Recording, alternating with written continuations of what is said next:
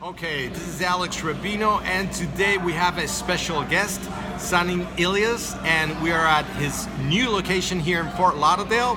It's called Vale, and it's a fantastic place.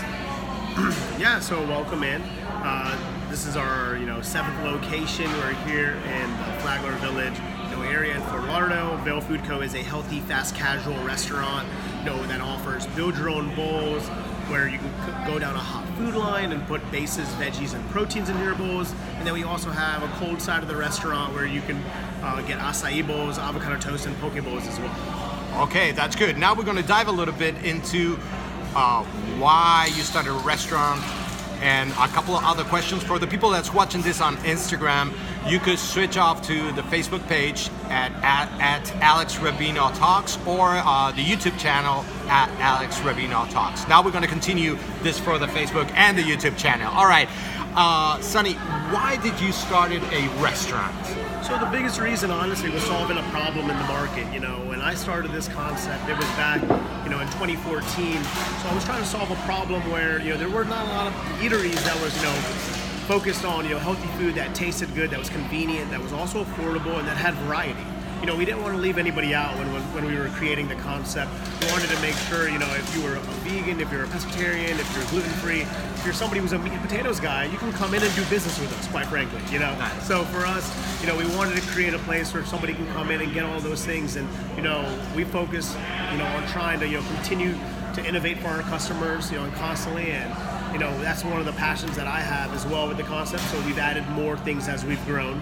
But it really came down to creating something that could add value to these communities. Because where I was initially starting was in Tallahassee, an area that did not have many options at all in terms of healthy food. So after I opened there, I noticed there was other communities that were also faced with the same problem. So I said, you know what, we have to really grow this thing. We got to go to grow to places that really need us to come in and showcase that healthy food can solve all those problems. Convenient, affordability, having good taste, and also having variety.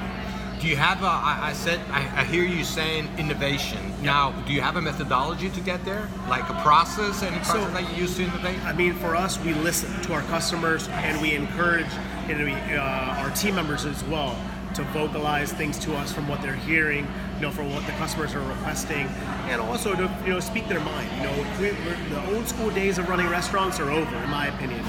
We really liberate our team members to be successful leaders here, and a lot of the awesome food items that we have were created by them.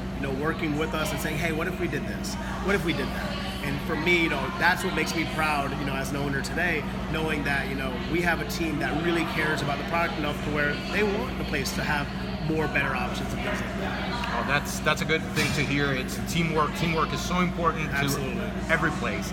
And when you started, you probably had. How long have you been in the restaurant industry? So I grew up in the restaurant industry. So for me, I've worked in restaurants my whole life. All right. And then when I went to school at Florida State University, and I was actually on the pre-med route, planning to go to medical school. And I always had this one thing drawing me back. I was like, you know what? There's a huge disconnect with nutrition and restaurants. Cooks don't know anything about nutrition. And I said, you know what? I have to bridge this gap. I gotta be able to, solve the problem in the market to where there's more health food options. So for me, ever since I decided to take that path, that's been since 2012. That's when I really dove in head first and said, you know what? I gotta do this. I gotta solve this problem. Okay, great. About 7 years now, yeah. Yeah, it's been some time, and I guess that as any new business or any business, you go through times where there are struggles, right? Yes. And from those struggles, you learn. Oh yeah, I mean definitely. I look back and I can't. It's almost scary to count how many times there were times where my operation was not being run successfully because we didn't have the right systems and processes. When we scaled to another city, we weren't as buttoned up in those regards. Even managing food costs and labor costs and these crucial, dynamic components of your business.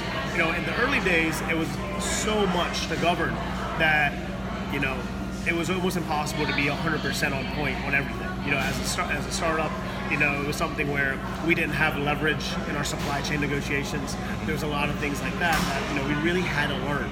And I'm very grateful now that we've done some fast learning and we've been able to really stabilize some things. But at the end of the day, I really, the number one thing that I really stress to any new business owner, restaurant owner, is continue to learn, continue to educate, because once they say, once you think you know the recipe, that's probably when you lost. That's probably when you start messing up, because you got to constantly be a student in this industry. It's evolving, tremendously. So that's something that I try to keep myself disciplined on, is how can we constantly be making improvements? Nothing is at its best form just yet. Well, there you go. So if you are planning on starting a new restaurant, that's a formula that I like very much. It's always adapting and learning, never stop. You don't have that point where you say, I got it covered. No, because you're dealing with humans and it's constantly changing. Exactly. And everything's changing. And you got to change, you got to adapt, and you got to learn from things that most probably things go south sometimes, and those times I think that are great. You just named it, to step back, have a look, fix it, learn, and keep on going. Yeah, absolutely. All right, and what's your target here? Like, what audience is your audience? I mean, we want to be diverse in our approach. Right. Coming here specifically in Fort Lauderdale, we know that we're going to get a lot of neighborhoods, a lot of working professionals that are moved into the neighborhood now in Flagler Village.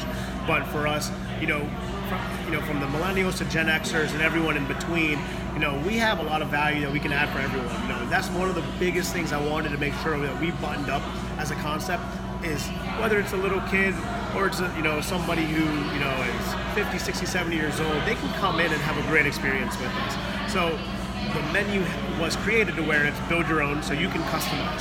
So even the pickiest eaters can come in here and have a great meal of their choice. Because how many times you've gone to a place and they have a menu, but you don't like a couple things in their menu? So for us, giving that control to our customer was so important. That way we can attract so many other types of customers. One more question. How many locations you have? Right now, this is number 7. Number 7. Yeah, so 7. you can name the cities or Yep. where So it's Tallahassee. We have 3 locations in Tallahassee. We have a location in Gainesville. We have a location in downtown Tampa. We have a location in downtown Jacksonville area on Riverside Ave. And now we're here in Fort Lauderdale, in the downtown Flagler Village area. All right, so you know where to stop by if you're around those areas, and give it a try, because it's very healthy and very good. And hope to see you soon on the channel, and hope for you to open more locations, because I love the concept and I love what you're doing. The goal is to grow in Florida, so Florida's our home. We're a Florida-based company. We want to continue to impact those communities. Are you looking forward to move to other states? Hopefully, in the future, once we got our foothold in Florida and everything's good, hey, we can definitely jump out of state. I wouldn't jump too far just yet, but something about Atlanta is something drawn to us. Baby steps, right? Exactly. All right, thank you very much. I appreciate it. Thank you. Okay, I'll see you soon.